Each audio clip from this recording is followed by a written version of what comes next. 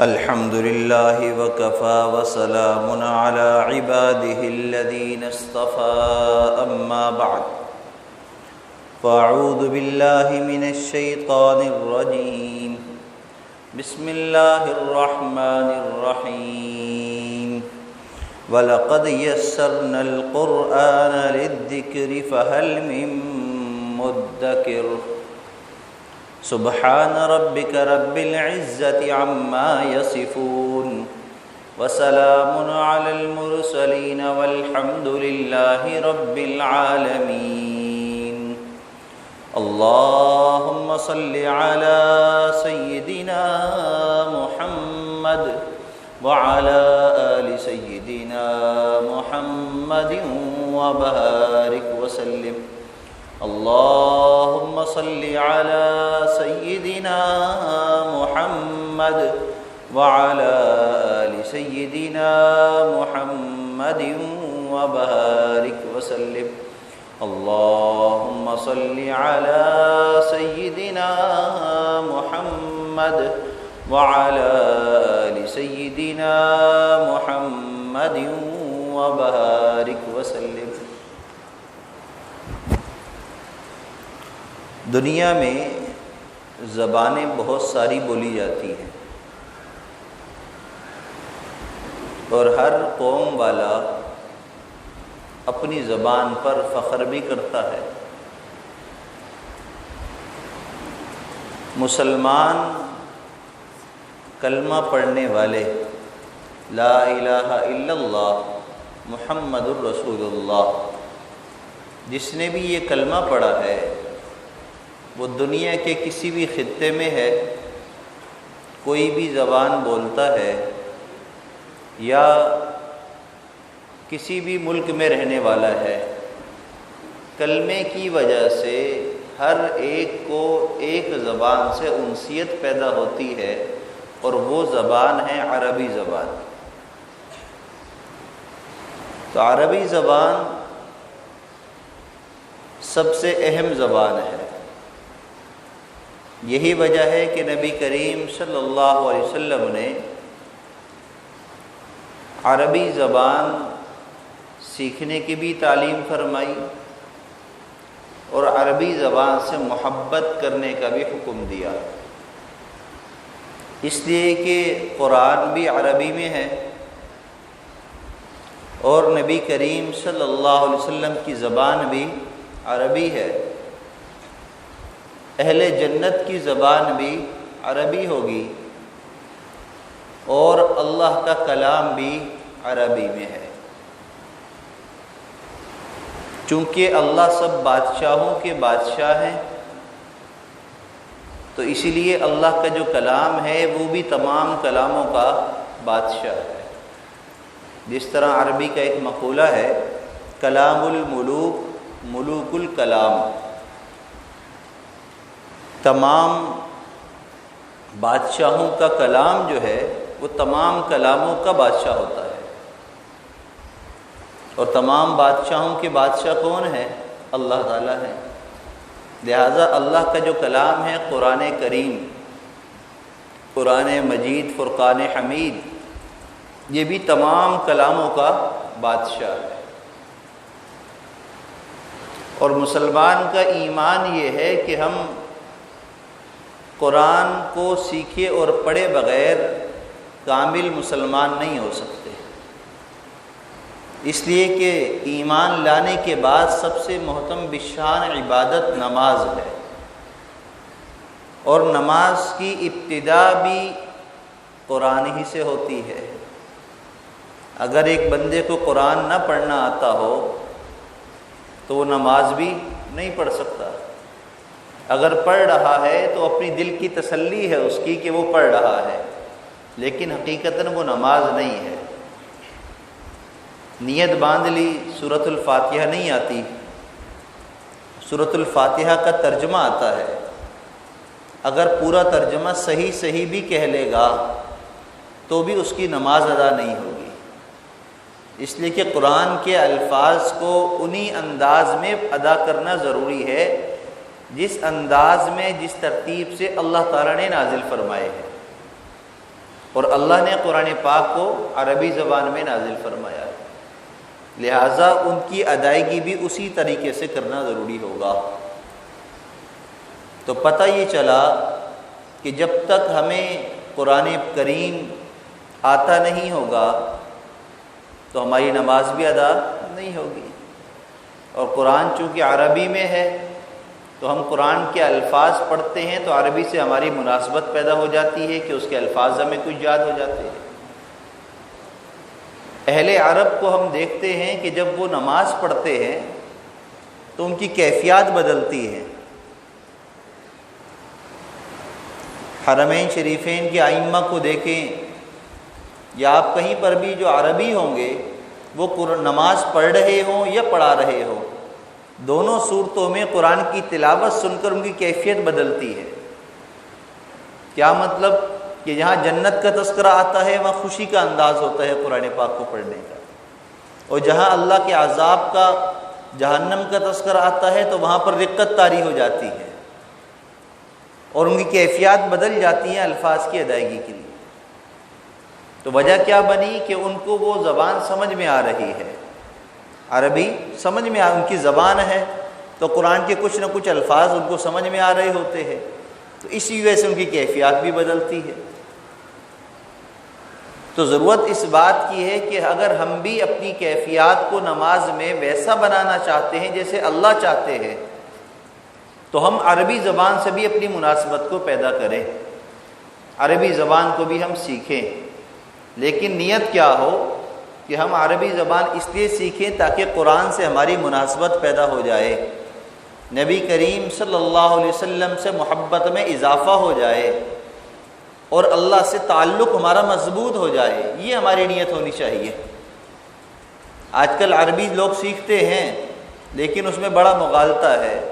مغالطہ یہ ہے کہ اس میں نیت میں بڑا فرق ہوتا ہے کہ عربی ہم کیوں سیکھ رہے ہیں؟ عربی اس لیے سیکھتے ہیں تاکہ ہمیں قرآن آ جائے، اور جب عربی آ جائے گی تو ہمیں قرآن بھی آ جائے گا۔ اب ہمیں قرآن کسی سے پڑھنے کی ضرورت نہیں، کتابیں موجود ہیں، انٹرنیٹ پر ساری معلومات موجود ہیں، لہٰذا ہم مطالعہ کریں گے اور قرآن کو ہم پڑھیں گے۔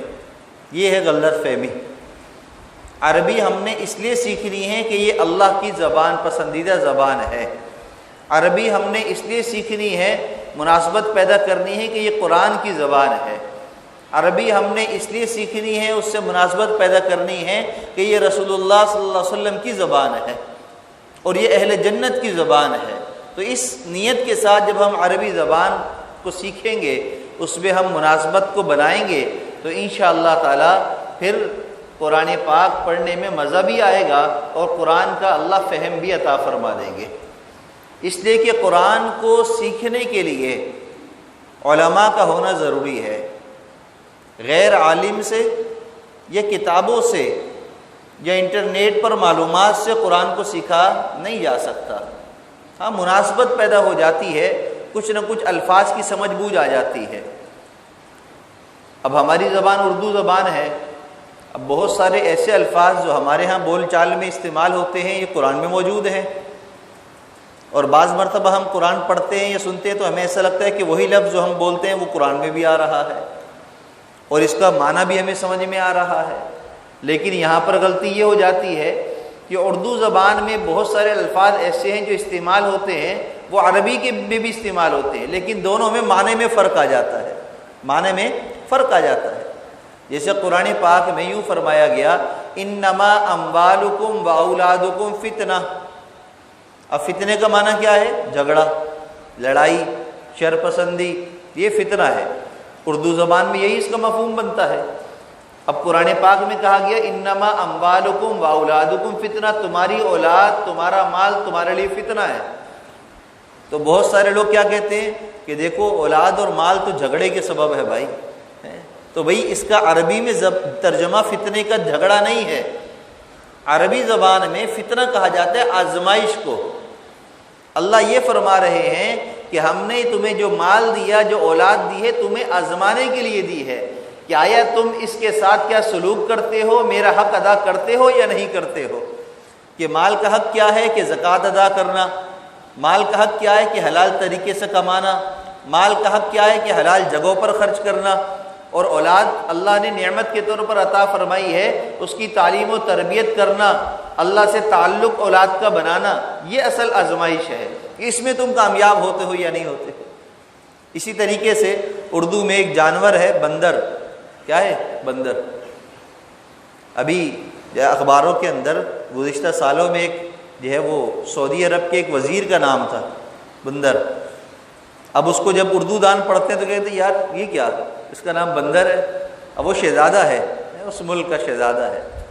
اب بندر ہمارے ہاں تو ایک جانور کو کہا جاتا ہے، لیکن عربی زبان میں بندر کہا جاتا ہے خوبصورت کو، تو اس کا نام تو اچھا ہے، اس کی زبان کے اعتبار سے معنی بھی اچھا ہے، لیکن ہماری زبان کے اعتبار سے نام اچھا نہیں لگ رہا ہمیں، ہماری زبان کے اعتبار سے نام اچھا نہیں لگ رہا۔ تو یہ فرق ہے زبان کا۔ بعض دفعہ زبان میں الفاظ میں فرق آ جاتا ہے، معنی میں فرق آ جاتا ہے، تو ہمیں ان معنوں میں ان فرق کو بھی سمجھنا ہے۔ جیسے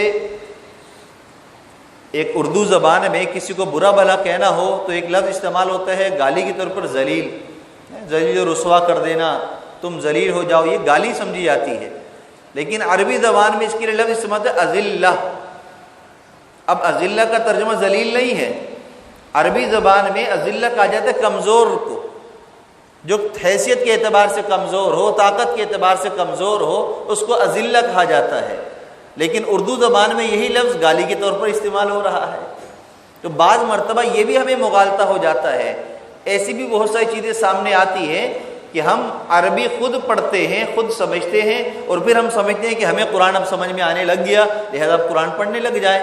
نہیں، قرآن پڑھیے، لیکن کس سے سیکھیے؟ علماء سے سیکھیے، عربی سیکھیے، علماء سے سیکھیے۔ اور عربی سیکھنے کا صرف مقصد کیا ہونا چاہیے؟ تاکہ ہمیں قرآن فہمی میں کچھ نسبت پیدا ہو جائے اور اللہ کی محبت میں اضافہ ہو جائے، اللہ کے محبوب صلی اللہ علیہ وسلم کی پسندیدہ زبان ہے اس سے نسبت قائم ہو جائے۔ اس نیت کے ساتھ جب ہم عربی زبان کو پڑھیں گے، عربی زبان کو سیکھیں گے، تو انشاءاللہ یہ ہمارے لیے دنیا میں بھی فائدہ مند ہوگی اور آخرت میں بھی فائدہ مند ہوگی۔ اور دنیا میں فائدہ مند کیسے ہوگی؟ دنیا میں فائدہ مند ایسے ہوگی کہ جب ہمیں عربی سے کچھ مناسبت ہوگی تو ہمیں قرآن جب پڑھا جا رہا ہوگا، سنا جا رہا ہوگا، تو ہمیں کچھ قرآن کے معنی سمجھ میں آ رہے ہوں گے، جس کی وجہ سے نماز میں استحضار پیدا ہوگا، شوق پیدا ہوگا۔ اب میں آپ کے سامنے جو ہے اردو میں تقریر کر رہا ہوں، اگر کوئی شخص انگلش زبان والا آ کر بیٹھ جائے، عربی دان آ کر بیٹھ جائے، تو وہ تقریر سنے گا؟ نہیں سنے گا، وہ بیٹھا رہے گا برکت کے لیے کہ بس خطبہ ہو، نماز ہو، اس لیے کہ مجھے تقریر تو سمجھ میں آ نہیں رہی۔ جس طرح ہم جب عرب جاتے ہیں تو وہاں کے خطبے جب سنتے ہیں تو کیسے ادب کے ساتھ سنتے ہیں، اب چاہے اس کے اندر کچھ بھی بات ہو رہی ہو، عربی دو بات کر رہے ہوں تو پاکستانی ان کو دیکھ کر دعائیں دیتے ہیں، ماشاءاللہ کیا زبردست بات ہے، حالانکہ وہ آپس میں بری بری باتیں کر رہے ہیں، گالی گلوچی کیوں نہ کر رہے ہو، لڑ کیوں نہ رہے ہو، لیکن عربی ہے نا، ہمیں تو سمجھ میں نہیں آ رہی، ہم تو یہ سمجھتے ہیں کہ جو بھی عربی زبان بس قرآن چل رہا ہے، تو ہر جگہ قرآن نہیں ہے۔ جب انسان کو سمجھ میں نہیں آتی تو اس کی دلچسپی ختم ہو جاتی ہے۔ آج نمازوں میں ہمارا استحضار نہیں ہے، نمازوں کا شوق کم ہے۔ وجہ کیا ہے؟ نماز میں کھڑے ہوتے تلاوت سمجھ میں نہیں آ رہی ہوتی، نماز میں کھڑے ہوتے ہیں کچھ پڑھتے ہیں تو ہمیں پتہ نہیں چلتا ہم کیا پڑھ رہے ہیں، بس ایک رٹا مارا ہوا ہے اس کو ہم پڑھ رہے ہیں۔ تو جب عربی کی کو ہم سیکھیں گے، کچھ عربی سے ہماری مناسبت پیدا ہوگی تو اس کے معنی ہمیں کچھ نہ کچھ سمجھ میں آئیں گے، تو ہمارا شوق بڑھے گا، پھر ہماری لذت بڑھے گی، پھر ہم قرآن پاک کی صورت پڑھیں گے تو ہم چاہیں گے ہم زیادہ پڑھیں، اس لیے کہ سمجھ میں آ رہا ہے کہ قرآن میں کیا کہا جا رہا ہے۔ بعض مرتبہ قرآن کے اندر جو ہے کوئی جہنم کا تذکرہ چل رہا ہوتا ہے، اور جو ہے قوم گزشتہ اقوام کے واقعات چل رہے ہیں جن پر اللہ نے عذاب نازل کیا، وہ چل رہا ہے، اور پیچھے سننے والا کہتا ہے واہ مزہ آ رہا ہے، مزہ آ رہا ہے، سمجھ میں نہیں آ رہا، وہ صرف الفاظ کی لذت لے رہا ہوتا ہے، چونکہ معنی سمجھ میں نہیں آتا، حالانکہ حکم کیا ہے کہ اس کی کیفیات تم محسوس کرو کہ پڑھا کیا جا رہا ہے۔